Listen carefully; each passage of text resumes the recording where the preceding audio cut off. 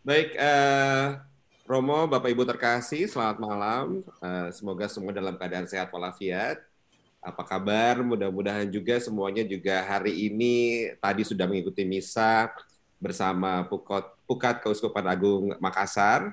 Dan sekarang kita mau ngobrol-ngobrol lagi di Jumat pertama di bulan Juli tahun 2020, tahun yang penuh dengan kejutan. Dan buat Bapak dan Ibu dan saudara-saudara yang mungkin saat ini bisa menyaksikan bagaimana talk show Pukat malam ini lewat YouTube Live. Terima kasih sudah bergabung bersama kami dan kita boleh say hi dulu sama Romo Purbo. Selamat malam Romo Purbo. Malam Bang Ray, apa kabar? Kabarnya sehat. Ini makin gembil Romo, kebanyakan di rumah. Tanda sehat. Tanda sehat, puji Tuhan, syukur, puji Tuhan Romo. Baik, Bapak dan Ibu semuanya, kita akan mulai talk show webinar Pukat malam hari ini. Sebelumnya kita akan berdoa dulu. Saya akan mencoba untuk memimpin doa agar talk show kita malam ini bisa berjalan dengan baik. Dan tentu saja menjadi perbincangan yang menarik dan berguna buat kita semua. Mari kita bersatu di dalam doa. Dalam nama Bapa dan Putra dan Roh Kudus. Amin.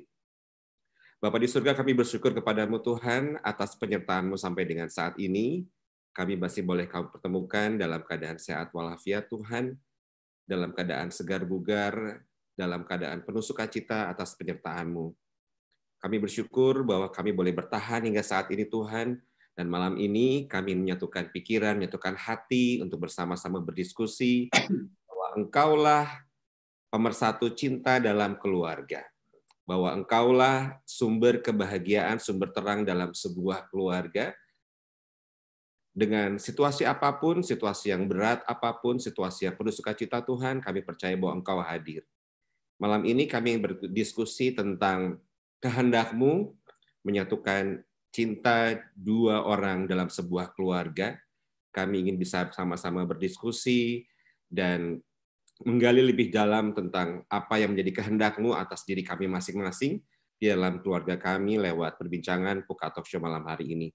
Berkatilah semuanya bisa berjalan dengan baik Tuhan, agar dapat menjadi berkat juga buat banyak orang yang malam ini bergabung bersama kami lewat YouTube channel dari Pukat Keuskupan Agung Jakarta.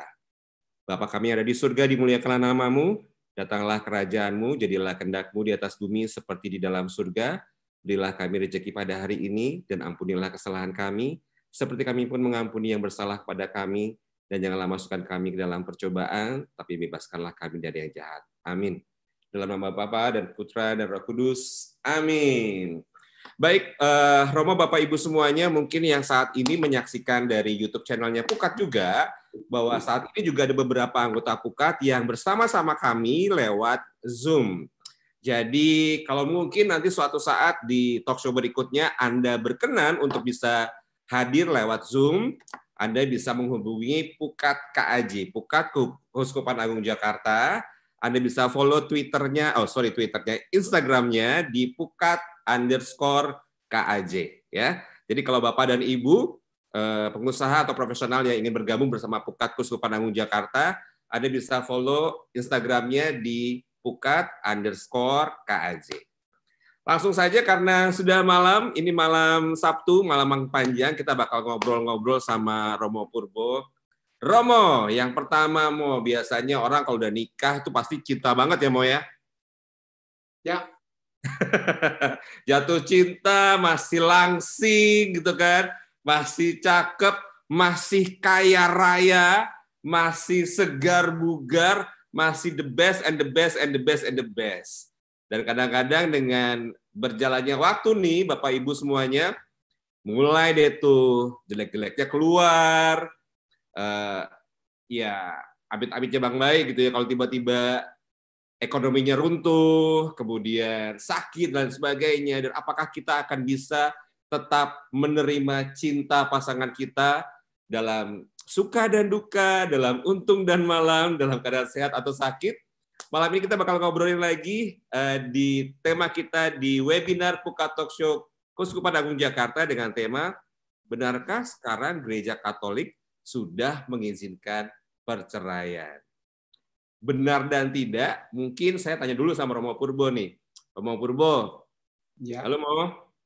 Ya, halo. Kita bisa melihat videonya Mo. Iya. Belum. Iya, videonya Romo Purbo belum terlihat. Oke. Kok belum bisa?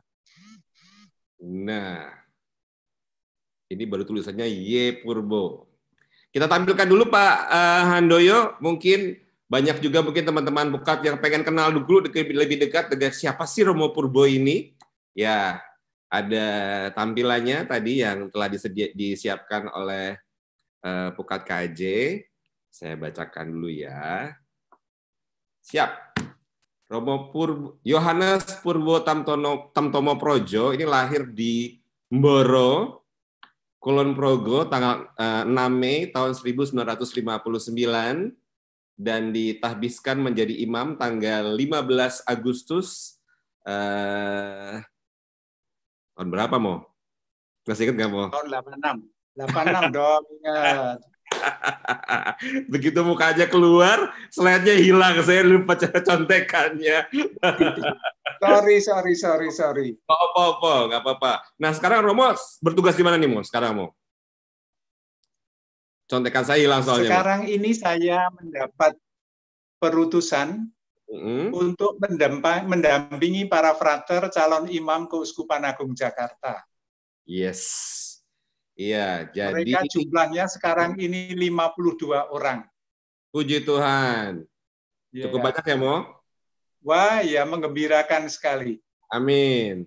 Oke, dan juga Romo Purbo ini Bapak Ibu mengajar hukum kanonik perkawinan di STF Driyakara.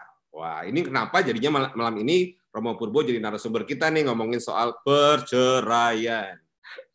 Agak nggak enak dengernya ya, Mo ya.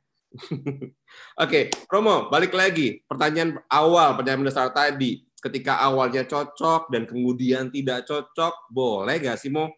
Berhenti gitu aja di tengah jalan, Mo? Dengan alasan sudah tidak ada kecocokan lagi gitu, Mo? Bang Rey, ya. Saya kira mungkin pertama-tama pertanyaan itu tidak pernah muncul pada waktu orang menikah. Karena pada waktu menikah, mereka bercita-cita sebagaimana kita ketahui ajaran gereja mengenai perkawinan. Nikah itu ya satu dengan satu sekali seumur hidup. Itulah awal yang biasa yang terus dibawa dan diimpikan oleh pasangan yang mau berkeluarga. Maka tak pernah terpikirkan nanti tidak cocok, berhenti di tengah jalan. Kalau tahu seperti itu nggak akan menikah, saya kira. Itu Bang Ray. Jadi pasti awal-awalnya indah-indah dulu ya, Mo? Iya dong. Setiap orang yang mau menikah, kecuali kalau itu memang punya pikiran lain, tak pernah berpikir berhenti di tengah jalan. Nggak ada. Bahkan ada yang mulai ragu-ragu dan karena mau serius menikah, ditunda perkawinannya. Itu yang orang-orang yang sungguh-sungguh berpikir mau membangun keluarga, bukan untuk main-main. Kecuali orang yang punya kepentingan lain. Nanti kalau kita berbicara, ternyata ada orang-orang tertentu yang punya rencana lain dari perkawinannya, misalnya. Rencana lain dalam perkawinan, Mo? Contohnya apa, Mo? Contohnya, aku menikahi pasanganku dengan tujuan yang lain. Oh, karena hartanya misalnya ya, Mo? Misalnya harta, atau menghindari hal-hal tertentu yang bisa saya alami kalau aku tidak menikahi dia, misalnya. Oke. Seperti itu ya, Mo. Jadi kadang-kadang ini maaf nih, Mo, kadang-kadang orang pindah agama juga karena mau nikah ya, Mo. Salah satunya itu juga kan, Mo. Oh iya. Acap kali itu menjadi pilihan untuk pilihan hidupnya yang baru. Tetapi menurut saya, sebagaimana dilontarkan Bang Rey ini, memang rumah tangga zaman sekarang ini ada banyak sekali keprihatinannya. Banyak. Lebih banyak dari perjalanan sebelum-sebelum ini. Tentu semuanya itu berkaitan dengan perkembangan zaman, berkaitan dengan berbagai hal yang muncul, yang sekarang ini mewarnai hidup orang.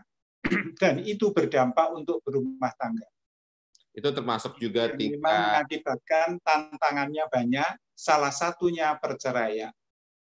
Karena tingkat stresnya tinggi juga ya, Mo. Ya, betul. Tuntutan hidup yang mungkin di awal bakal dapat diraih, kemudian pada kenyataannya berbeda, itu yang membuat orang akhirnya berhenti tengah jalan ya, Mo. Ya, betul. Nah, itu ya dengan tema ini, saya sebetulnya waktu diundang untuk berbicara dengan tema ini ragu-ragu. Biasanya Pukat itu kalau ngundang acara itu yang seneng-seneng, kok ini ngundang yang kurang seneng. Saya pikir begitu. Tetapi kemudian saya pikir mungkin dengan berdialog mengenai tema ini, ada hal-hal yang bisa kita petik. Misalnya saja meluruskan pandangan yang keliru. Itu yang saya harap. Yang kedua, ada yang bisa kita pelajari dari pembicaraan ini, meskipun temanya itu adalah tema soal keprihatinan berumah tangga. Tetapi yang kita petik adalah di balik itu apa pesannya yang bisa kita bawa, terutama kalau kita sebagai pasangan yang sudah berkeluarga lama, untuk anak-anak kita yang akan membangun keluarga baru. Itu yang saya harap bisa muncul dan kita petik untuk ya buah dari perbincangan malam ini. Tetapi kalau pertanyaan pertama dari Bang Ray tadi, apakah ketidakcocokan itu bisa dijadikan alasan untuk berhenti di tengah jalan? Tentu saja sebagai orang Katolik akan mengatakan tidak bisa. Tetapi Bang Ray, menurut saya perlu diluruskan dulu istilah cerai. Karena sekarang ini kan banyak orang Katolik juga memakai istilah cerai dan seakan-akan itu terbiasa dalam pandangan gereja. Padahal tidak. Jadi ada substansi dasarnya yang mau bahwa kalimat cerainya ini harus diluruskan dulu ya, Mo? Ya, menurut saya kalimat cerai itu harus diluruskan sehingga aku sebagai orang Katolik tidak akan ngomong atau mudah menggunakan kata cerai ini. Itu yang menurut saya penting diluruskan. Karena apa? Karena kita tahu bahwa ajaran gereja yang kita imani tentang perkawinan ini tidak mengenal perceraian. Itu salah satu sifat yang khas dalam perkawinan yang diajarkan orang Katolik. Orang kalau menikah seperti saya sebutkan tadi, pegangannya satu. Menikah satu dengan satu, sekali seumur hidup. Maka istilah itu di balik itu yang ditolak oleh gereja adalah paham perceraian.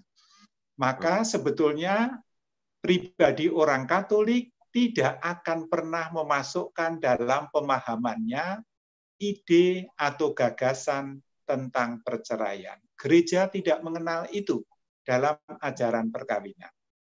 Maka kemudian pertanyaannya biasanya adalah, terus kalau ada orang berpisah dan gereja dalam arti tertentu mengakui, kalau bukan cerai terus apa?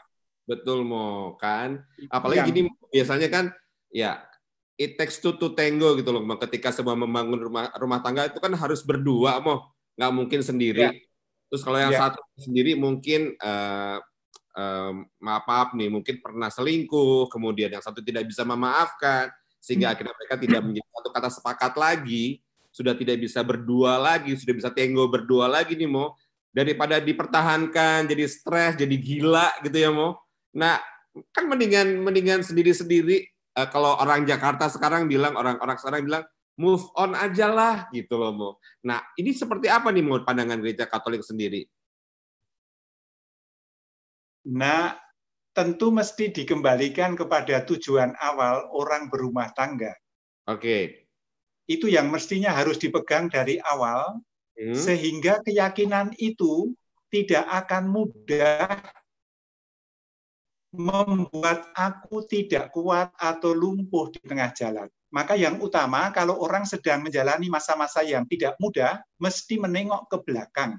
Dulu waktu aku memutuskan memilih pasanganku dan mau membangun keluarga, apa bekal dan apa yang saya bawa dalam perjalanan itu. Nah, keyakinan dan paham itu mesti dipegang kuat. Karena kalau orang beriman Katolik, mesti punya keyakinan kalau aku menjalani ini bukan hanya karena kekuatanku sendiri, pasti aku tidak kuat. Tetapi aku yakin Tuhan dengan caranya yang istimewa menyertai aku. Dan itu mesti dipegang oleh seorang yang berkeluarga. Kalau tidak punya keyakinan seperti itu, tidak kuat. Saya yakin. Maka bagaimana perkawinan itu begitu luhur dalam gereja Katolik? Karena ini bukan sekedar maunya orang atau waktunya orang menikah. Tetapi di balik kenyataan aku memilih pasangan hidup dan membangun keluarga karena ini panggilan Tuhan. Menurut saya keyakinan ini dan paham ini mesti dipegang untuk setiap pribadi yang mau menikah. Karena kalau punya keyakinan itu, punya kekuatan, punya pengharapan. Hampir tidak ada orang yang bertahan merawat rumah tangga yang tidak pernah bilang campur tangan Tuhan istimewa. Tidak ada. Saya sekarang ini happy sekali, kenapa Mas Ray? Saya ikut misa streaming. Dan dalam kesempatan setiap Ekaristi, selalu muncul intensi bersyukur atas perkawinan. Ada yang 1 tahun, 5 tahun, 7 tahun. Tadi pagi ada yang mohon didoakan dan bersyukur usia perkawinan 33 tahun. Wow. Bayangkan itu. 33 tahun ada yang berjalan sampai sekarang. Tetapi dengan bersyukur dan mohon didoakan, di balik permohonan intensi ini, pasangan ini yakin Tuhan menyertai mereka. Itu yang menurut saya bedanya menikah, membangun keluarga dalam keyakinan gereja Katolik, dan mungkin yang lain yang mengenal perceraian. Kita tidak mengenal perceraian. Oke, tadi Romo sempat bilang bahwa ada kondisi di mana seolah-olah gereja membenarkan adanya perpisahan. Kalau tadi tidak mengenal perceraian, tapi ada kondisi-kondisi tertentu yang tadi Romo sempat bilang gereja seolah-olah membenarkan adanya perpisahan. Itu seperti apa, Mo? Nah, saya akan memberikan istilah yang memang terjadi dalam gereja. Kalau dalam bahasa Inggris sebutannya itu adalah annulment process, atau terjemahan bahasa Indonesianya proses anulasi. Dalam bahasa yang tidak persis diterjemahkan pembatalan perkawinan. Dan itu bukan perceraian. Mungkin saya sedikit memberikan penjelasan apa bedanya antara anulasi dan perceraian. Kalau perceraian itu adalah penyebabnya bisa muncul kapanpun, tetapi sejauh masuk dalam ketentuan hukum perceraian dan dipenuhi, orang bisa bercerai. Sedangkan anulasi tidak seperti itu. Anulasi tidak mengenal penyebab pisahnya pasangan yang muncul setelah orang menikah. Maka anulasi mengandaikan ada penyebab yang muncul sejak sebelum perkawinan. Maka prosesnya, minta maaf ini jadi kayak kuliah, proses pembatalan perkawinan itu adalah proses deklaratif, pernyataan. Orang tidak memutuskan apa-apa, tetapi setelah memproses, menyatakan bahwa perkawinan ini cacat sejak semula. Misalnya saja Bang Ray yang belum lama kami proses. Yang belum lama kami proses, yaitu mengenai impotensi. Orang ini diberkati di gereja yang besar, imamnya konselebrasi.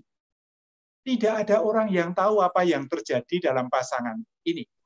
Tetapi setelah 5 tahun, pihak putri menggugat perceraian sipil. Saya tidak bercerita mengenai proses sipilnya, pokoknya keluar akte perceraian sipil.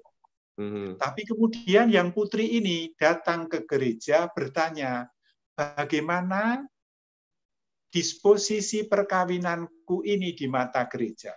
Terus kami telusuri apa yang menjadi penyebab sampai mengambil keputusan berpisah. Dan yang putri bercerita bahwa, minta maaf saya ngomong mengenai yang biasa diomongkan, karena pasangannya impoten. Jadi ternyata setelah menikah, sampai ditunggu 5 tahun, pasangannya tidak mampu mengganggu suami istri dalam hubungan seksual. Itu dialami, dan itu diproses di pengadilan gereja, didengarkan semua pihak, ada saksinya. Dan setelah semuanya ada bukti, dan mendengarkan pertimbangan pembela ikatan nikah, baru dibuat pernyataan bahwa perkawinan ini cacat sejak sebelum diteguhkan. Maka bukan perceraian. Nah, bedanya mungkin gampang sedikit. Kalau anulasi, Mas Rey, saya sering gambarkan mengenai seperti permainan main bola. Kalau dalam pertandingan main bola kaki, sering kita lihat bagaimana penyerang memasukkan bola ke gawang lawan. Tetapi meskipun bola masuk, tidak dianggap gol oleh wasit. Apa sebabnya? Karena wasit di pinggir pada waktu bola masuk mengangkat bendera. Yang terjadi apa? Offside. Maka bola yang masuk tetap tidak ditaruh di tengah lapangan, tetapi tetap di belakang untuk tendangan dari belakang. Bola yang masuk dianulir istilahnya. Maka anulasi dalam gereja adalah perkawinan yang sudah terjadi dianulir oleh wasit. Mengapa? Karena terjadi offside dalam perkawinan itu. Nah, offside ini bisa macam-macam. Tadi yang saya contohkan adalah ketidakmampuan mengemban tanggung jawab hubungan suami istri. Itu terjadi. Kalau orang nonton dari luar, pasangan itu oke-oke, secara fisik sehat. Tetapi ternyata ada hal yang tidak diketahui publik. Dan oleh pengadilan gereja, semua diperiksa sebaik mungkin, seobjektif mungkin. Romo. Itu bedanya perceraian dan anulasi. Oke, Romo, maaf. Apakah ini sedikit memberi gambaran? Ya, Romo. Oke, Romo. Ini saya penasarannya begini, Mo. Kalau soal impotensi kan itu berarti dari pihak laki-laki, Romo. Ya kan? Ya. Nah, tapi setahu saya nih, Mo, dari film, dari segala macam, itu banyak juga perceraian yang terjadi karena tidak adanya keturunan. Misalnya gitu, Mo. Apakah itu juga bisa dijadikan alasan untuk pembatalan pernikahan, Mo? Misalnya, maaf sekali lagi nih, kalau misalnya ternyata dari laki-lakinya mungkin bisa melakukan kewajiban, tapi sang istrinya ternyata infertil. Apakah itu bisa jadi salah satu alasan untuk pembatalan pernikahan, Mo? Kalau kata-katanya adalah tidak punya keturunan, tidak bisa membatalkan perkawinan. Karena keturunan tidak menjadi tujuan untuk sahnya perkawinan. Tetapi yang menjadi rumusan dalam keyakinan dan paham perkawinan Katolik, mereka yang menikah mesti terbuka untuk keturunan. Orang terbuka belum tentu punya hasil, karena untuk hasil membutuhkan yang lain. Tetapi orang yang tidak punya anak karena dari awal tidak menghendaki perkawinan bisa menjadi alasan anulasi. Tapi sekarang kebanyakan malah kecelakaan dulu baru nikah mau. Itu beda lagi juga kasusnya. terjadi. Maka misalnya saja ini Bang Rey, selama masa pandemi ini mungkin lebih dari 10 pasang yang saya dukung untuk menikah secara terbatas karena kehamilan. Padahal di masa pandemi ini. Mau saya cut dulu, nikah secara terbatas maksudnya apa nih, Mo? Nah, nikah secara terbatas sebetulnya dalam logika biasa saat ini tidak ada perayaan perkawinan karena mengandaikan ada perjumpaan beberapa orang. Tetapi kalau orang hamil ditunda sampai kapan, nanti tahu-tahu bayinya lahir. Ada yang sudah 6 bulan dan lain sebagainya. Maka terbatas dalam arti yang paling penting untuk keabsahan. Mempelainya datang, ada saksi, ada imam, mungkin tambah orang tua. Cukup. Itu yang saya maksud terbatas. Sehingga tidak bisa dirayakan publik sebagaimana di saat-saat biasa. Tetapi saya mau membedakan yang tadi ditanyakan Bang Rey.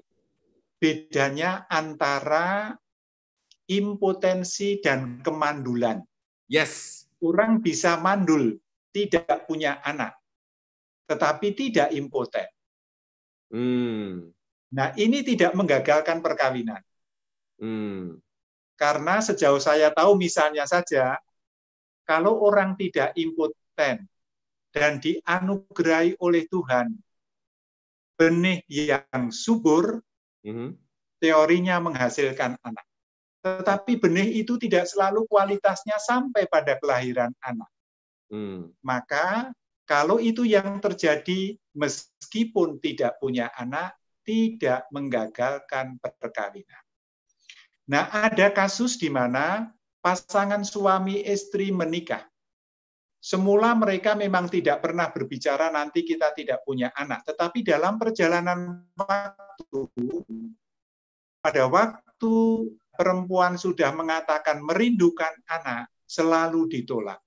Lama-lama semakin yakin berarti dia dari dulu itu tidak menghendaki perkawinan. Maka dia bisa menggugat perceraian, dan karena kenyataan yang dialami pasangannya dari awal tidak mau punya anak, maka itu menjadi dasar untuk proses anulasi. Tetapi lain dengan mandul. Beda ya, Mo ya?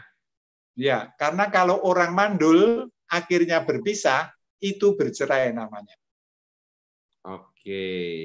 Mo, boleh tahu nggak? Romo kan banyak sekali ketemu sama pasangan-pasangan yang mau menikah secara seperti tadi, atau juga mungkin yang butuh konseling dalam pernikahannya mereka. Apa sih alasan terbanyak, Mo, ketika seorang atau dua orang akhirnya memutuskan untuk berhenti di tengah jalan, Mo?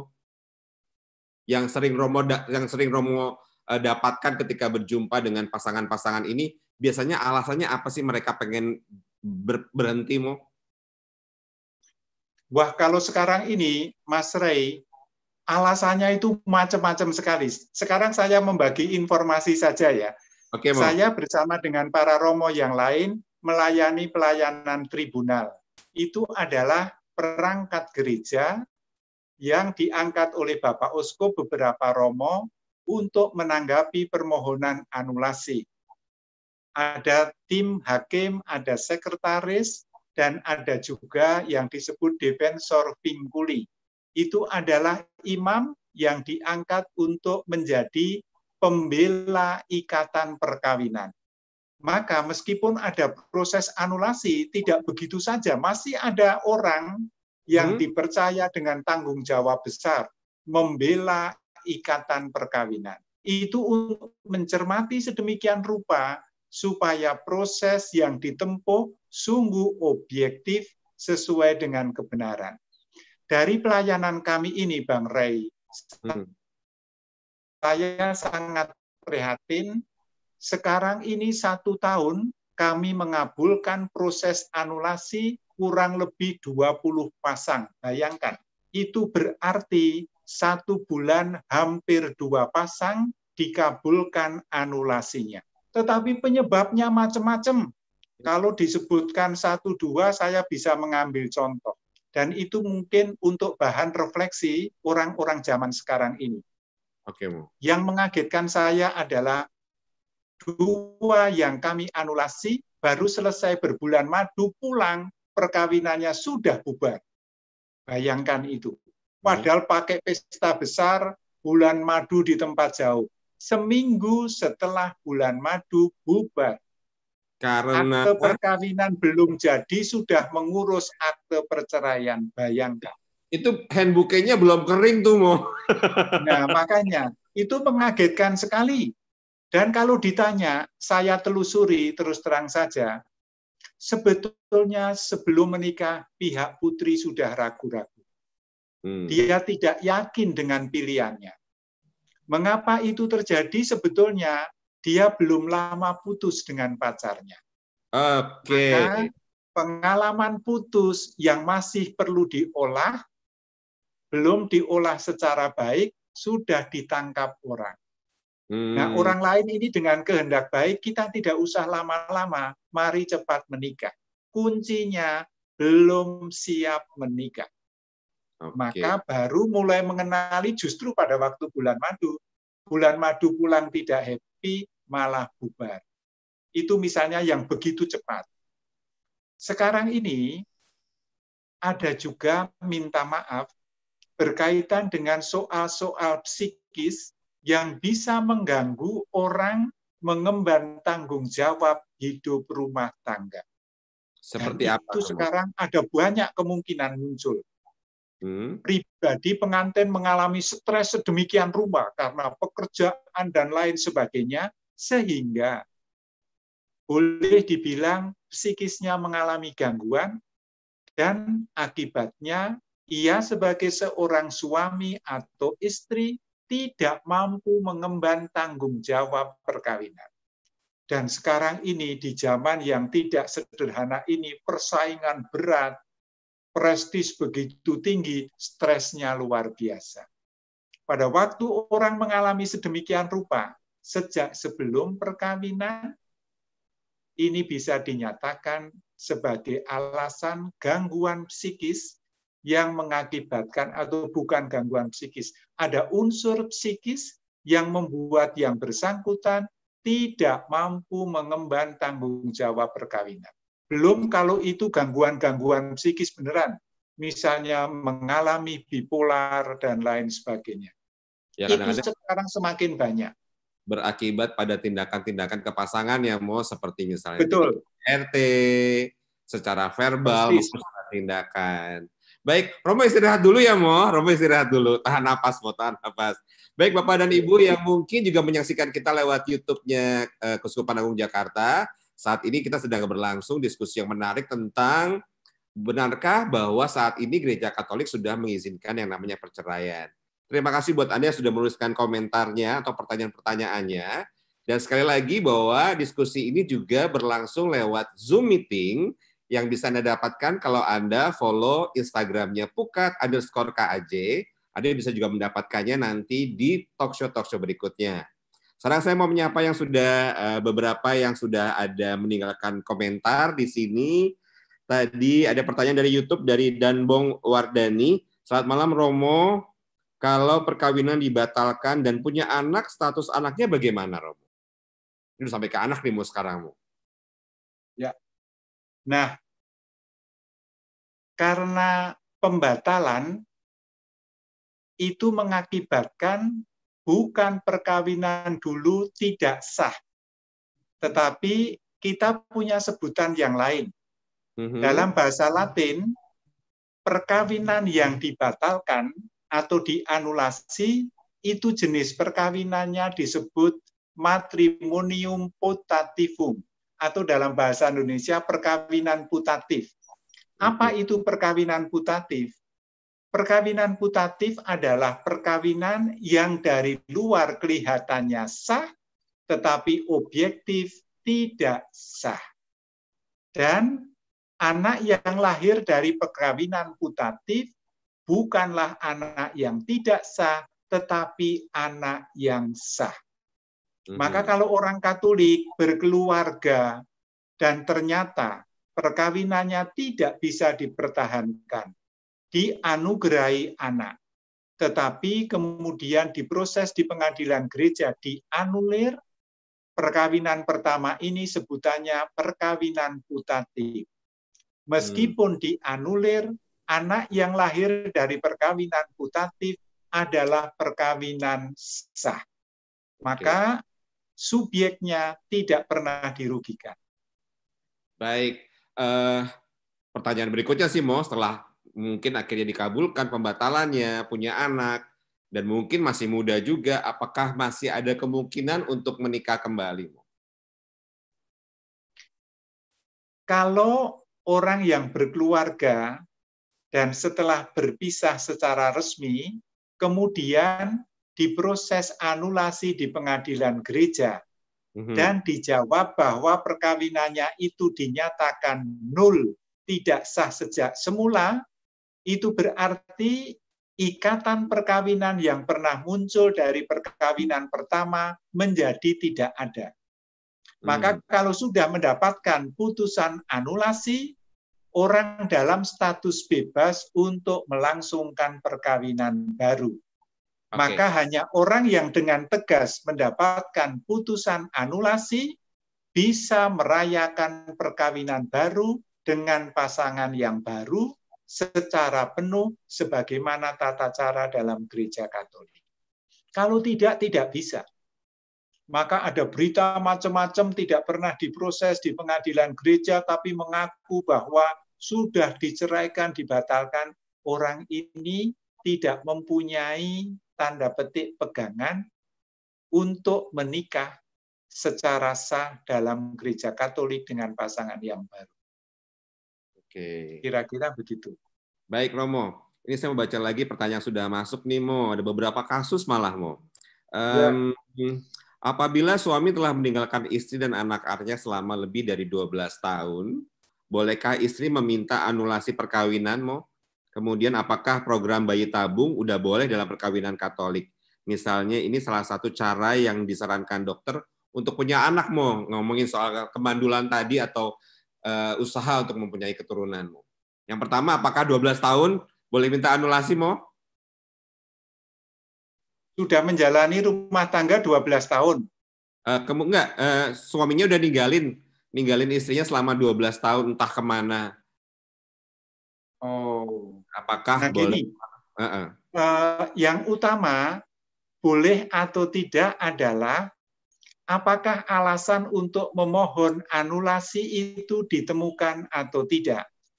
Alasan itu mesti muncul sejak sebelum perkawinan. Maka kalau meninggalkan keluarga itu, sekedar ia pergi, tidak mencukupi untuk alasan permohonan anulasi. Tetapi ada kemungkinan setelah diteliti, kepergiannya itu mempunyai akar sejak sebelum perkawinan. Misalnya saja, perkawinan Katolik itu monogam, satu dengan satu.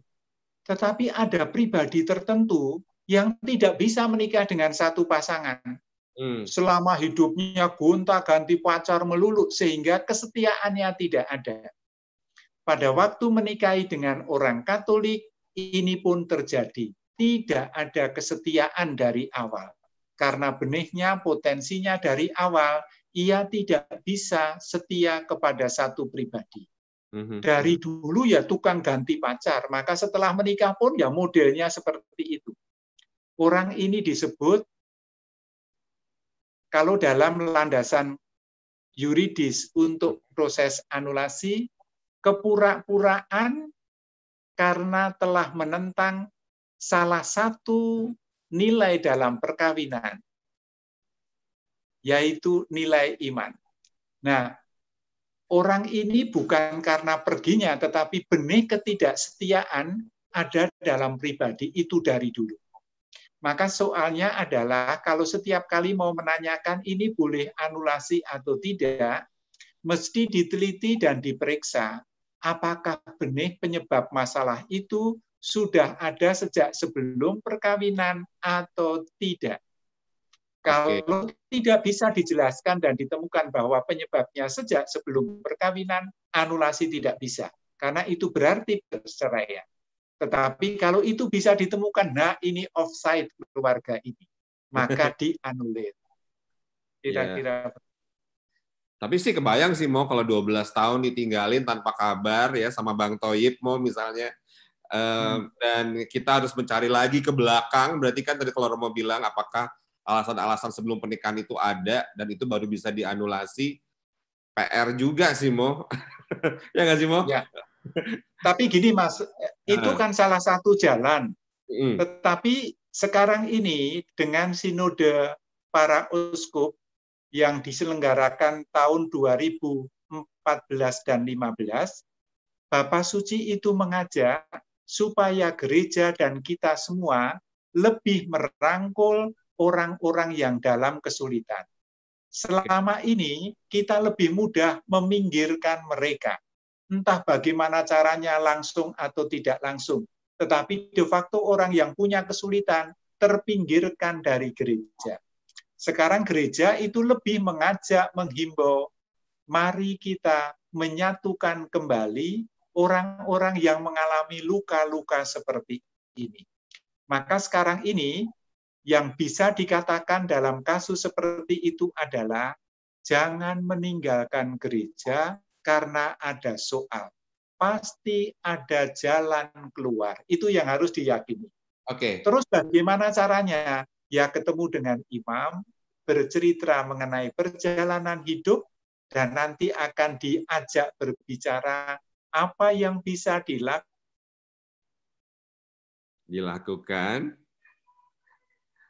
Kita tidak akan menutup mata akan kesulitan yang dialami, tetapi tetap mengajak, mari kita cari kehendak Tuhan untuk melanjutkan perjalanan hidupmu. Tuhan selalu membuka pintu lebar, dan gereja mesti menemukan cara bagaimana pintu yang ditawarkan Tuhan itu bisa membantu orang yang bersangkutan. Jadi kalau kira-kira bahasa umumnya begitu. Jadi kalau kalimat singkatnya kadang-kadang orang bilang, aduh kalau nikah Katolik itu susah cerainya. Bukan susah ya Mo, tapi gereja membantu kita untuk bisa keluar dari permasalahan, untuk kembali ke niat awal ketika kita membangun rumah tangga. Begitu Mo? Ya betul. Karena ya, apa? Karena kalau sebetulnya orang memilih panggilan hidup berkeluarga, pilihan itu tidak sembarangan. Kita sebagai orang Katolik akan berkeyakinan bahwa jalan yang saya pilih ini jalan istimewa untuk mengikuti Tuhan. Kalau tidak akan saya pilih. Maka saya juga akan memperjuangkannya. Tidak ada yang istimewa tanpa perjuangan. Itu sudah nilai dan jurus orang Katolik. Selalu ada sisi salibnya, tetapi saya tekuni karena punya nilai. Itulah yang harus diyakini pasangan. Kalau aku perlu berkorban, sudah pasti tidak mungkin tanpa pengorbanan. Tapi pengorbananku ini tidak sia-sia. Itulah yang istimewa. Maka saya kagum, Bang Ray, misalnya saja, ada pasangan yang 7 tahun cerai, dan sudah keluar akte cerai. Datang ke keuskupan bercerita dan mengagumkan sekali karena dua-duanya mengatakan, Romo kami mau kembali, mohon berkat. Bayangkan, karena dia tahu bahwa jalan ini jalan untuk mengikuti Tuhan. Meskipun itu tidak banyak, toh ada yang terjadi.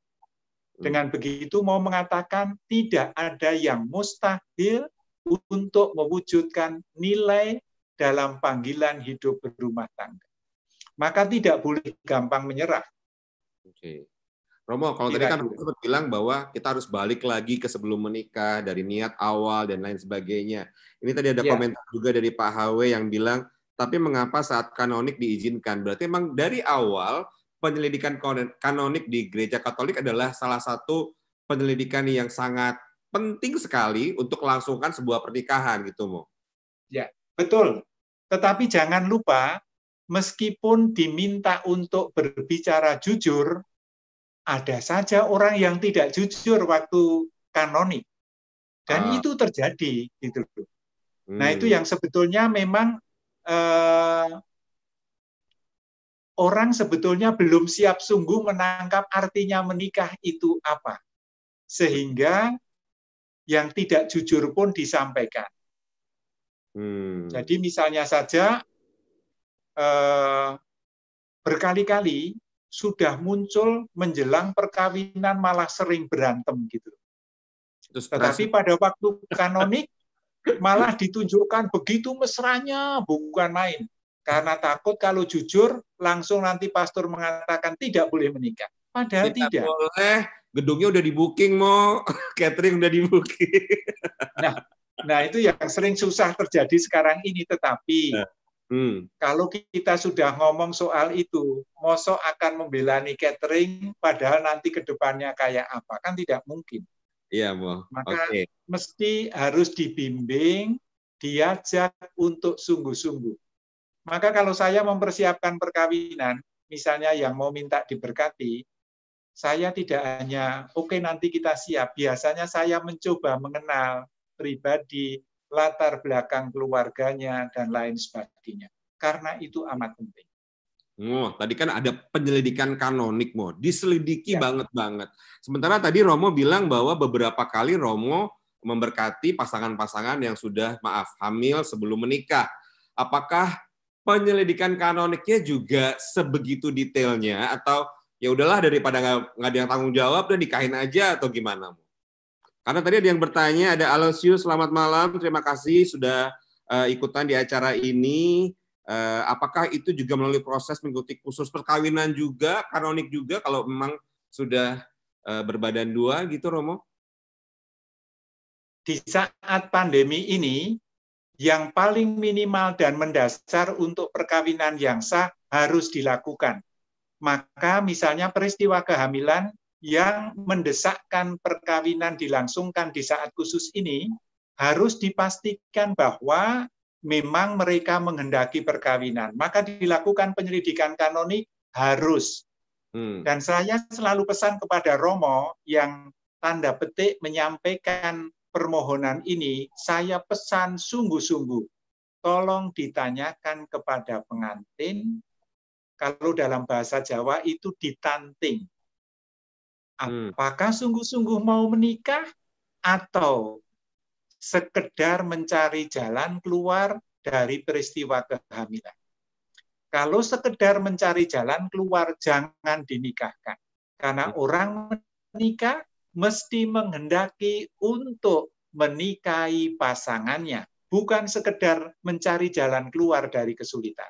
Karena nanti kalau sudah dianggap kesulitannya selesai, tidak butuh lagi jalan itu. Maka pada pasangan-pasangan yang di masa pandemi ini minta dilayani, imam selalu saya pesankan coba ditanting kemantapan mengambil keputusan. Ditanya macam-macam, kalau perlu diberitahu resikonya apa. Kalau mantap sungguh-sungguh, baru dibantu. Itu yang saya sampaikan. Maka di masa yang khusus ini, apakah juga dilakukan macam-macam? Tentu tidak sekomplit di masa biasa. Misalnya, kanonik harus, karena kanonik itu menjadi jalan untuk meneliti supaya calon mengantin bebas dari halangan dan bisa menikah secara sah. Maka harus.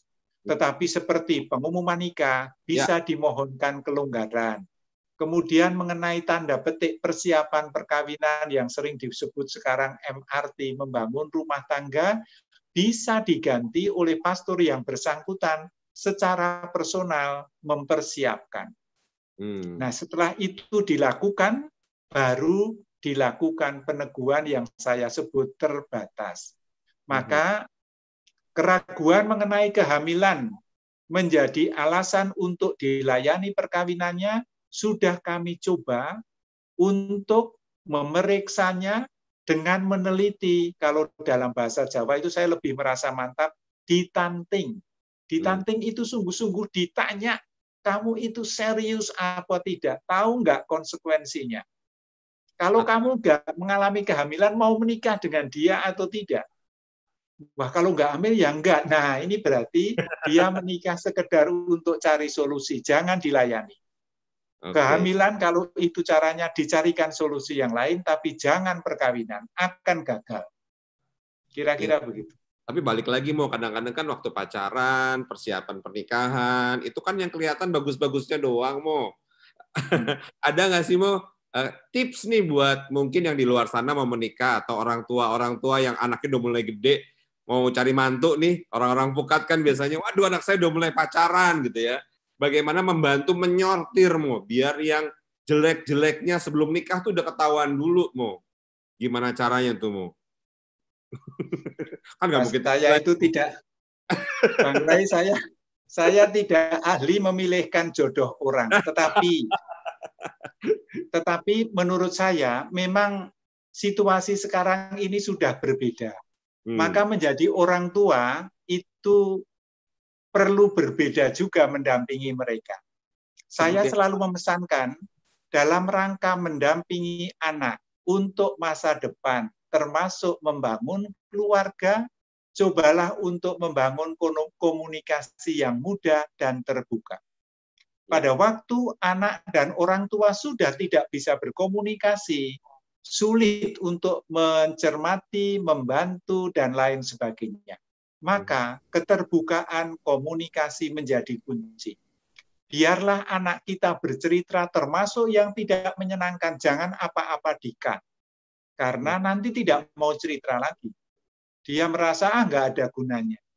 Padahal kalau komunikasi itu aman, enak, anak akan datang kepada orang tua, cerita. Tidak minta pendapat, tetapi sekedar bercerita. Tugas orang tua menjadi pendengar yang baik sambil mencari kesempatan untuk menyampaikan pesan yang penting. Jangan dipaksakan. Nah, mengenai kualitas pribadi, saya selalu mengingatkan ilmu yang lama, bibit, bobot, bebet.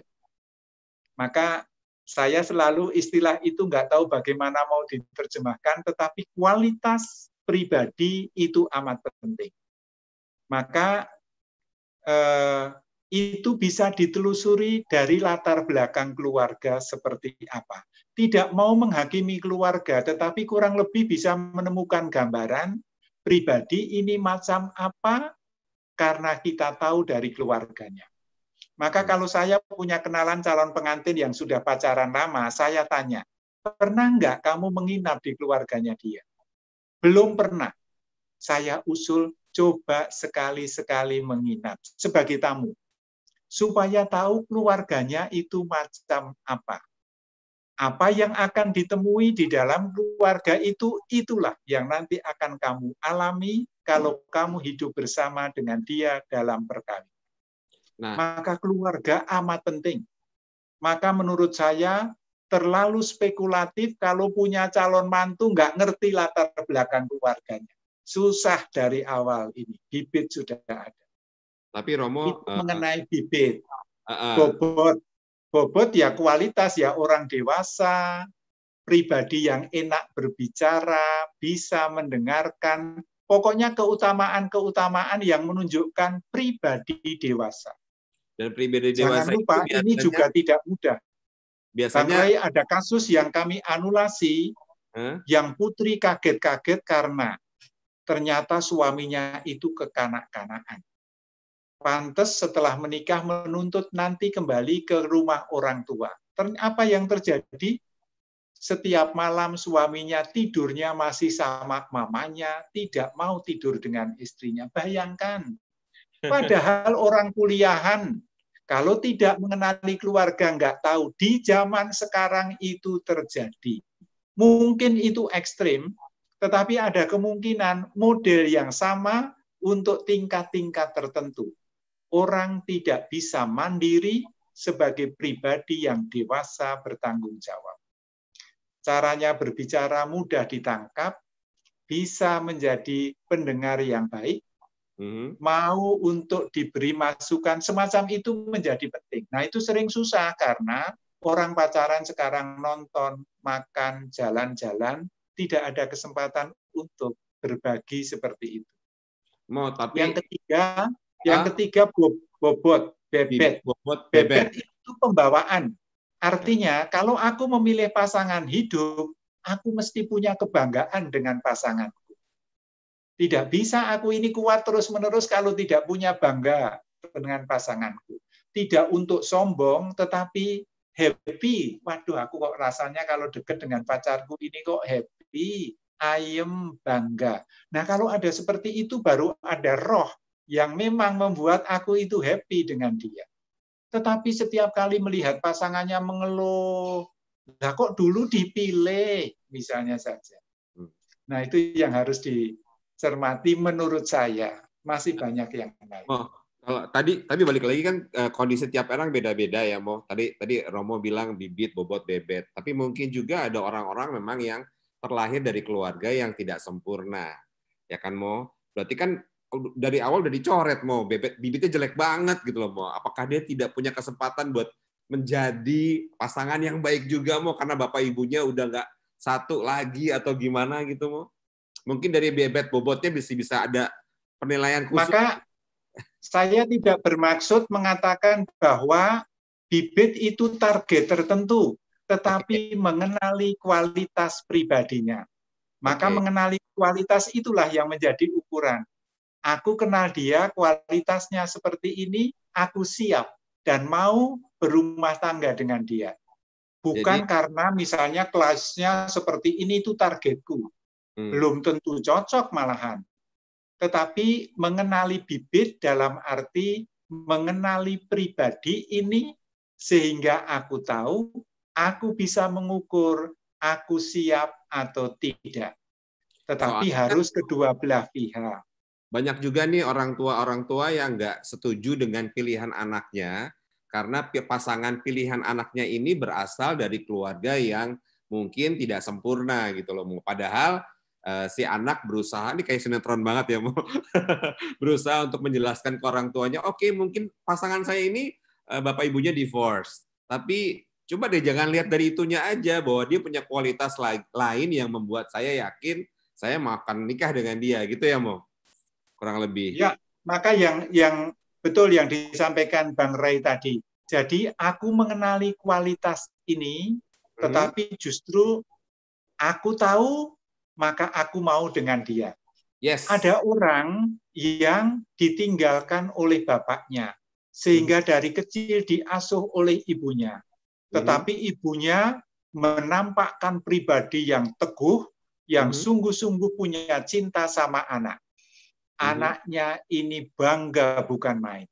Dan dia tetap rendah hati. Nah, pacarnya melihat itu kagum gitu loh. Istimewa sekali mawanya, anak ini juga istimewa. Aku mau dengan dia meskipun di mata umum bapak ibunya pisah. Tetapi kualitasnya aku yakin, aku bangga, aku siap. Jadi kalau maka tadi tidak ada istilah kasihan orang yang bernasib jelek lah. Itu pasti karena ukurannya yang biasanya luar-luar saja. Maka itu nanti ngomongnya nasib. Nah, jadi Bapak Ibu dan sahabat Pukat di luar sana yang mungkin yang malam ini juga menyaksikan lewat YouTube channelnya Pukat Keuskupan Agung Jakarta. Kalau tadi Romo bilang, ya udah, jadi sebelum menikah test drive dulu dengan cara coba deh menginap di rumahnya. Kenali ibu bapaknya seperti apa, kenali keseharian dia seperti apa, kenali juga mungkin cara-cara calon pasangan kita ini kalau menghadapi masalah ya, Mo. Biasanya baru ketahuan tuh karakternya kayak gimana. Benar nggak sih, Mo? Betul sekali, ya. Maka masa pacaran adalah masa untuk mengenali kedua belah pihak yang mau menikah. Itu menjadi bagian penting karena itu menjadi proses untuk membangun seperti apa nanti rumah tangga yang akan dijalani. Pada waktu kenal, aku itu sudah tahu dari dulu ya siap. Tidak semuanya karena sebagian baru muncul setelah hidup, tetapi minimal aku sudah siap gitu. Tidak akan selama menikah kaget-kaget terus. Wah, itu juga berat sekali, bisa jantungan kalau seperti itu. Tetapi aku tahu dia itu pokoknya kalau bagian ini itu sudah kekasannya dia. Aku tahu gitu. Baik. Baik, Romo, coba aku tidak akan mengutik-utik. Kira-kira Kita begitu. lihat lagi ya, Mo, yang beberapa yang sudah bertanya. Ini ada satu kasus lagi, Mo. Ini ada yang 17 tahun menikah, punya 2 anak, istrinya gugat cerai di pengadilan negeri dan kawin lagi non-Katolik. Ya. Apakah suaminya bisa kawin Katolik, Mo? Kalau udah ditinggal, istrinya udah kawin lagi, udah meninggalkannya benar-benar. Nah, sekarang suaminya ini yang masih Katolik dan udah ditinggal, apakah bisa kawin Katolik lagi, Mo? Nah, mungkin jawaban saya, yang namanya kawin secara Katolik itu artinya apa? Karena kalau ia sudah menikah 17 tahun, ditinggal pasangannya bercerai, dalam pribadi orang ini ada ikatan perkawinan. Dan itu berarti dia terhalang untuk melangsungkan perkawinan baru, meskipun sudah ditinggalkan oleh istrinya.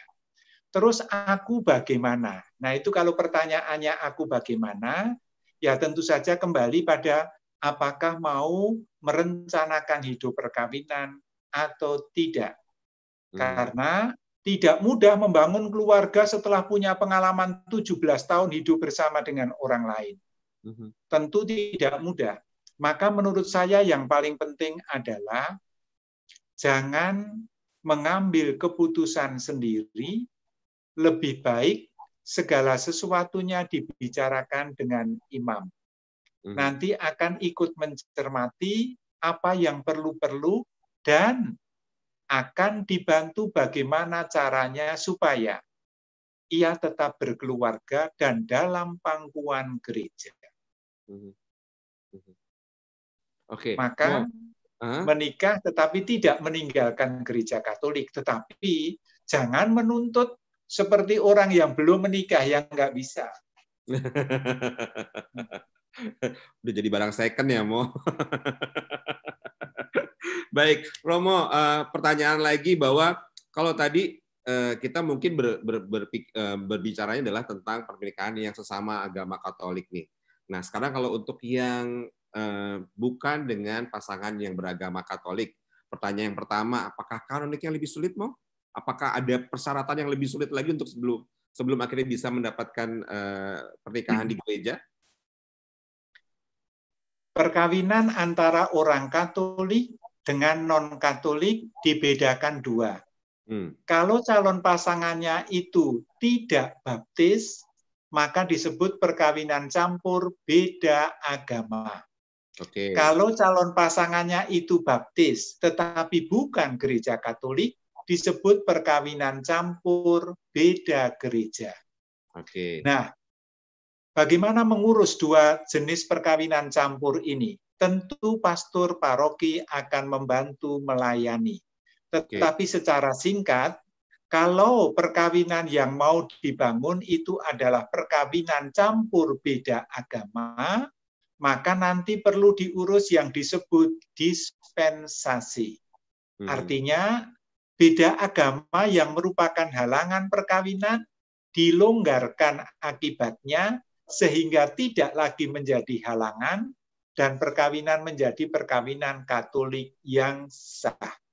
Sedangkan kalau perkawinan campur beda gereja, pastornya akan mengurus izin supaya dengan mendapatkan izin berbagai hal yang perlu dicermati untuk kebaikan perkawinan ini sudah dilakukan dan setelah izin diberikan bisa dilayani perayaannya dalam gereja Katolik. Maka menurut saya proses kanoniknya sama. Urusannya ada yang ditambah, mohon dispensasi dan izin, tapi yang lain sama. Yang tidak mudah adalah mesti disadarkan dari awal perbedaan pegangan hidup itu begitu mendasar. Maka harus disadari sedemikian rupa bahwa dari awal ada perbedaan. Nah, kalau orang mau menikah, perbedaan yang nyata ini jangan dibesar-besarkan.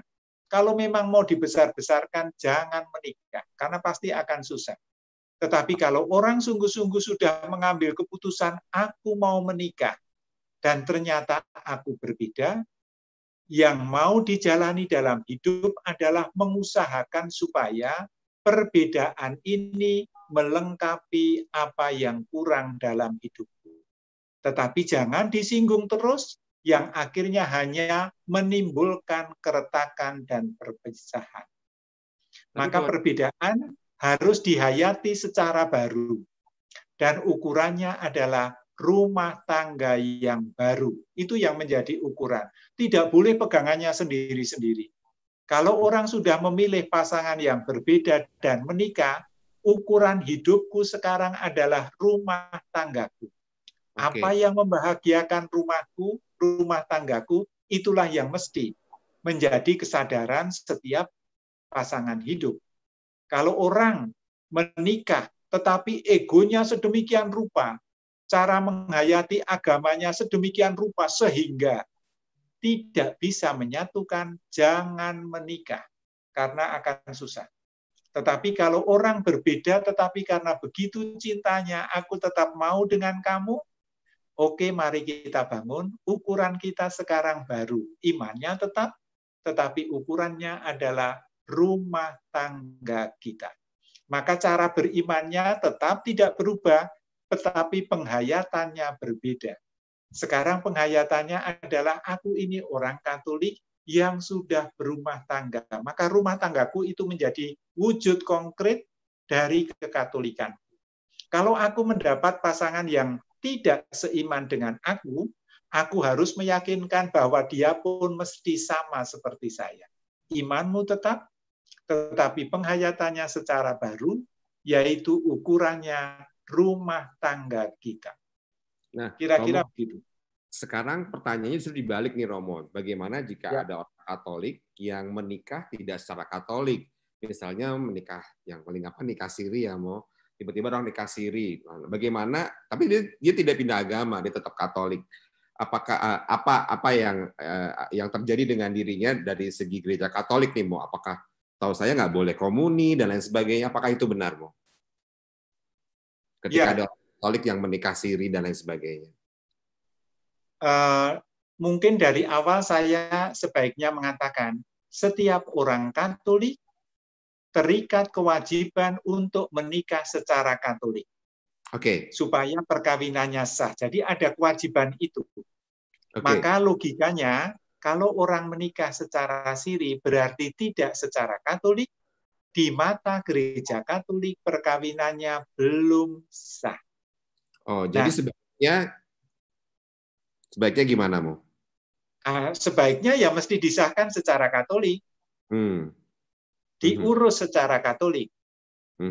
Karena seperti dikatakan Bang Ray, orang yang Katolik yang hidup dalam perkawinan yang belum sah tidak bisa menyambut komuni kudus dalam perayaan Ekaristi. Itu memang ketentuannya begitu. Cukup menjawab pertanyaannya, Romo. Sekali lagi, Bapak dan Ibu, saudara terkasih, kita masih ngobrol bersama Romo Purbo Tamtomo Projo. Kita masih ngomongin benar nggak sih bahwa sekarang gereja Katolik itu membolehkan adanya perceraian. Kalau tadi dibilang bahwa bukan bercerai, tapi pembatalan pernikahan ya, Mo ya? Seperti itu ya. Baik, kita baca lagi yang sudah memberikan komentar lewat YouTube channelnya Keuskupan Agung Jakarta. Ada, bila suami yang pergi tanpa pesan meninggalkan anak dan istri, kenapa banyak laki-laki yang pergi sih, Mo? Lebih dari 2 tahun, ternyata tanpa memberi nafkah saat pergi hingga sekarang. Sebelumnya berulang kali selingkuh, selalu dimaafkan. Nah ini, Mo, pertama, selingkuh dimaafin, terus tiba-tiba kabur 2 tahun. Enaknya diapain laki-laki kayak gini nih, Mo? Wah, saya kalau jadi istrinya juga pusing pasti. Tetapi menurut saya kasus demi kasus seperti ini tidak ada jawaban yang sifatnya general. Karena setiap kasus yang misalnya sama-sama perselingkuhan bisa berbeda objektifnya kalau ditelusuri. Dan setiap orang yang mengalami kelihatannya sama, reaksi dan sikapnya bisa berbeda. saya menemukan seorang bapak dari Jakarta Utara, saya tidak menyebutkan parokinya.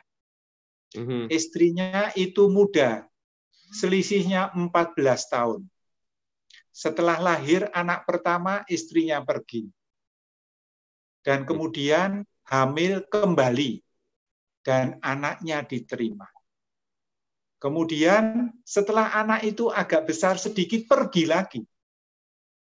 Dan akhirnya kembali lagi. Yang istimewa adalah bapak atau suami ini tetap menerima dia. Yang seperti itu. Tentu ini suatu keajaiban. Saya tidak mau mengatakan semua orang mesti seperti itu. Belum tentu bisa, tetapi ada contoh yang bisa. Dan bagaimana caranya bapak ini setia? Dia itu hanya tekun mengajak anak-anaknya yang ditinggal ibunya setiap minggu ke gereja dan berdoa di Gua Maria, mohon penyertaan Bunda Maria. Dan dia kuat. Dan dia tidak ingin membalas dendam.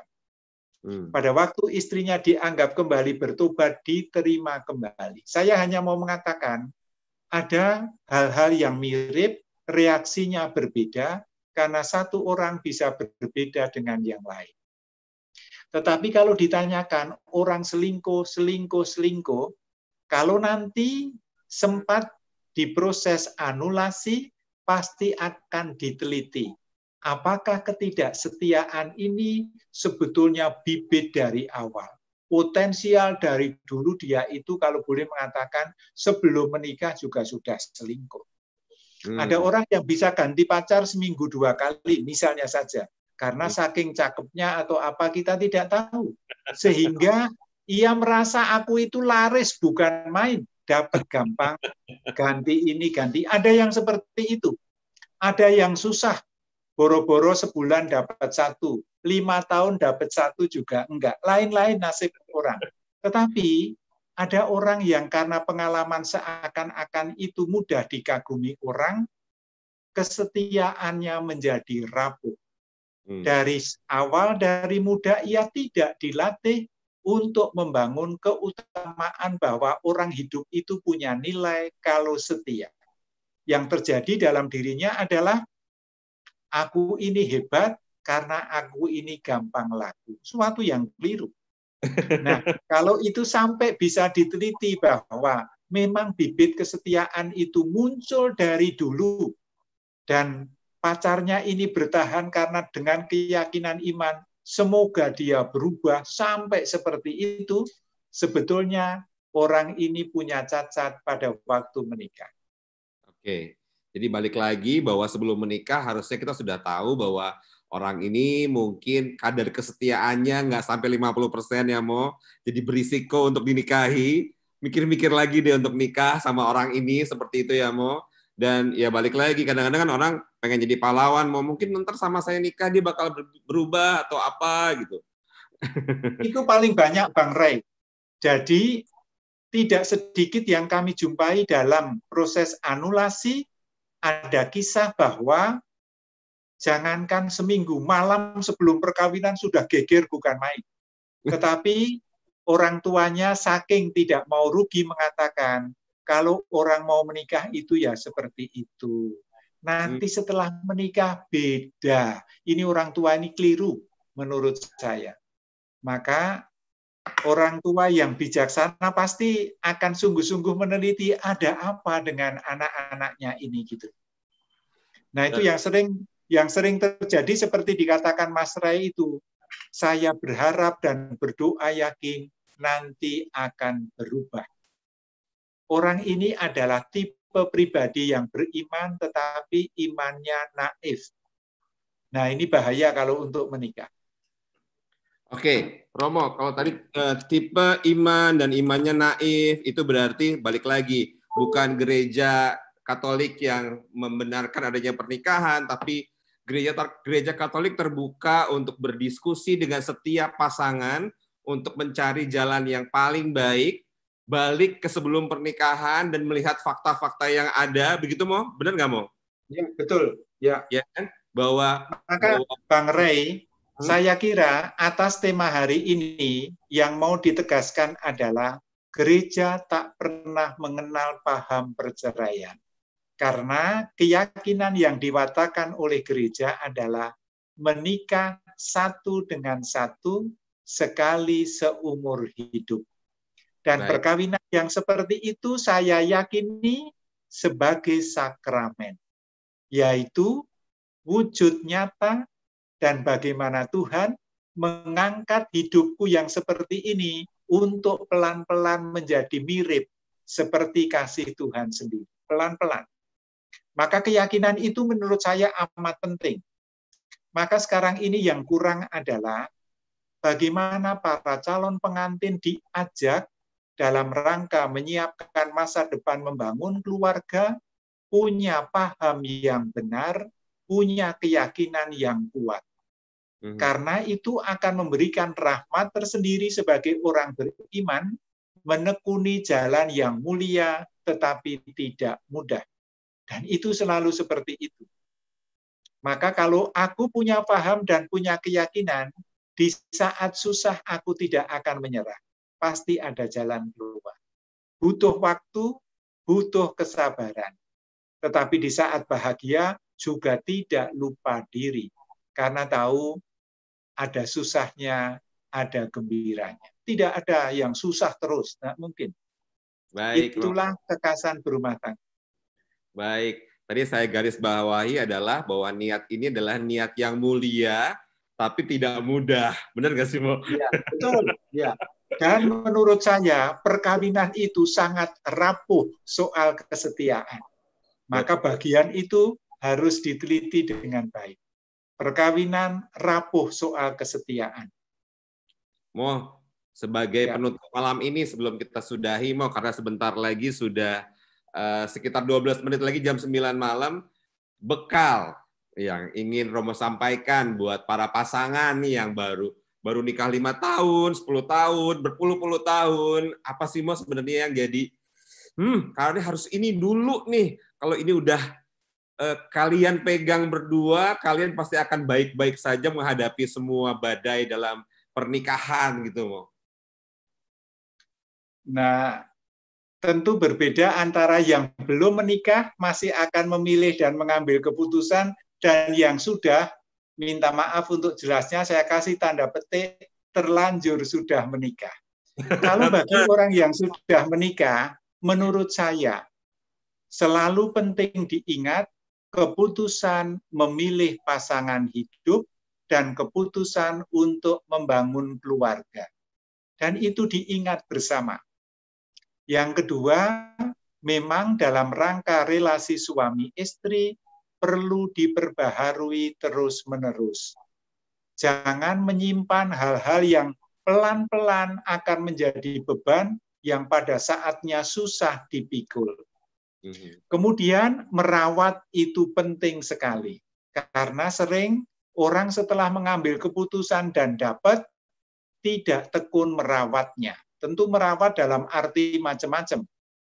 Saya itu dulu dipilih pasanganku karena aku ini ada yang menarik misalnya saja. Itu manusiawi sekali. Dan itu juga penting sekali. Maka aku sungguh-sungguh perhatian dan merawat soal ini. Dulu pinter-pinter merawat kok setelah menikah cuek bukan main. Nah itu kesadaran merawat tidak ada.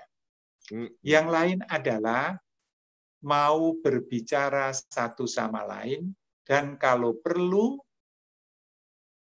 berbicara dengan pendampingan orang yang dipercaya. Karena kalau tidak hati-hati, membicarakan masalah keluarga hanya akan terbawa kemana-mana, padahal tidak tahu manfaatnya apa. Maka memilih orang yang dipercaya untuk diajak bicara menjadi amat penting. Terus yang lain adalah berdoa. Menurut saya sebagai orang Katolik, kalau menikah tidak pernah berdoa, rugi. Ada kekuatan yang terus ditawarkan oleh Tuhan yang lepas tidak saya tangkap. Baik, Mo, malam ini ada satu pertanyaan terakhir nih. Kalau saya sudah punya anak dan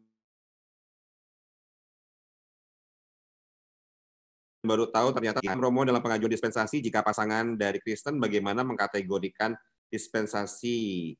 Mixta Religio. Ini kayaknya panjang ya, Mo ya. Kita bikin Gimana, beban gimana? gimana? Gimana pertanyaannya tadi? Kalau ternyata suaminya ternyata punya pacar gay, mungkin dia biseksual gitu, Mo. Apa yang harus dilakukan? Romonya bingung. Wah, sekarang ini kasus seperti ini semakin banyak muncul. Maka memang sekali lagi tidak bisa digeneralisir.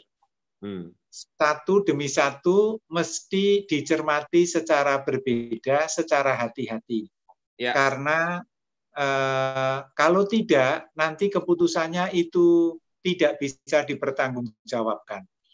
Maka pasangan hidup tetap pertama-tama menomorsatukan perkawinan yang sudah dilangsungkan, apalagi kalau sudah dianugerahi anak. Kemudian perlu berbicara dengan pihak yang kompeten bagaimana mendiagnosa pasangannya itu gampangannya. Sehingga aku bisa menemukan masukan-masukan untuk mengambil keputusan. Jadi misalnya saja, ada seorang perempuan yang akhirnya mengambil keputusan cerai karena pasangannya itu tidak setia, karena biseksual dan lain sebagainya. Tetapi alasannya yang disampaikan kepada saya, Romo, saya takut kena sakit. Karena kalau sampai aku melanjutkan rumah tangga ini, dan aku tetap hubungan suami istri, aku bisa terkena penyakit yang lain ya, Mo. Romonya freeze. Tetapi tidak semua bisa digeneralisir sekali lagi. Maka perlu didengar satu persatu. Siap, Romo. Baik. Sudah hampir jam 9. Romo, Bapak Ibu, terima kasih sudah bersama-sama kami di sini di webinar Pukat Talk Show edisi yang perdana dengan tema yang luar biasa. Kita yang ada di sini boleh tepuk tangan buat Romo Purbo Tamtomo. Terima kasih banyak, Romo. Mungkin ada tambahan dari Romo Roy. Ada yang ingin disampaikan, Romo? Enggak. Baik, Bapak, Ibu, Romo, dan semuanya. Sekali lagi terima kasih untuk Romo Purbo Tamtomo Projo yang sudah memberikan pencerahan malam hari ini. Mungkin kita akan lanjut dengan topik-topik berikutnya, Romo, ya. Di setiap Jumat pertama, mudah-mudahan Romo nggak bosan. Dan sekali lagi buat teman-teman Pukaters Keuskupan Agung Jakarta, kalau Anda punya pertanyaan atau punya usulan tema, Anda bisa follow Instagramnya pukat_kaj, bisa juga direct message di sana, Anda bisa sampaikan apa yang ingin Anda bahas, apa yang akan kita bicarakan lagi di webinar Pukat Talk Show berikutnya, atau punya pertanyaan lagi tentang masalah ini, Anda bisa juga menulis di komentar di YouTube channel kita kali ini. Sekali lagi terima kasih untuk Romo Purbo dan teman-teman Pukat yang ada di Zoom meeting kita, dan yang juga mungkin menyaksikannya lewat live dari YouTube channel Pukat Keuskupan Agung Jakarta. Malam ini kita akan tutup dengan doa lagi, Romo. Baik, Bapak dan Ibu, kita akan tutup dengan doa bersama malam hari ini. Dalam nama Bapa dan Putra dan Roh Kudus. Amin. Tuhan, malam ini 1,5 jam kami boleh berdiskusi, boleh mendapatkan pencerahan tentang makna perkawinan di dalam nama-Mu, Tuhan. Kami percaya bahwa apa yang Engkau satukan tidak dapat diceraikan oleh manusia. Tapi kami juga percaya, Tuhan, bahwa niat mulia ini tidak mudah untuk bisa kami jalankan. Dan kami dengan kerendahan hati memohon penyertaan-Mu dalam setiap langkah kami, dalam setiap perjalanan keluarga kami masing-masing, dan Engkau juga akan menyertai saudara-saudara kami yang saat ini tengah bergelut dengan pernikahannya, tengah bergelut dengan keresahan, kebimbangan akan keberlangsungan pernikahannya, Tuhan. Semoga Engkau memberikan jalan kepada mereka, memberikan yang terbaik untuk mereka, Tuhan, dan setia memberikan kekuatan untuk kami semua.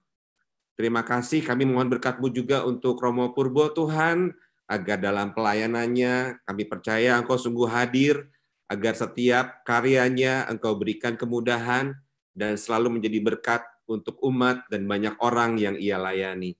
Berkati istirahat kami malam ini Tuhan, semoga kami bisa beristirahat dalam nama-Mu, mendapatkan kesehatan untuk semua orang saja Tuhan, dan derita COVID pandemik ini juga akan segera berlalu. Dalam nama Yesus kami berdoa, kami mohon berkat Tuhan dari moderator Pukat KAJ, Romo Roy. Silakan Romo. Tuhan bersamamu Dan bersama semoga segala usaha kita, keluarga-keluarga kita, orang-orang yang kita kasihi, dan semua rencana-rencana kita disertai dan dibimbing oleh berkat Allah yang Maha Kuasa, Bapa dan Putera dan Roh Kudus. Amin.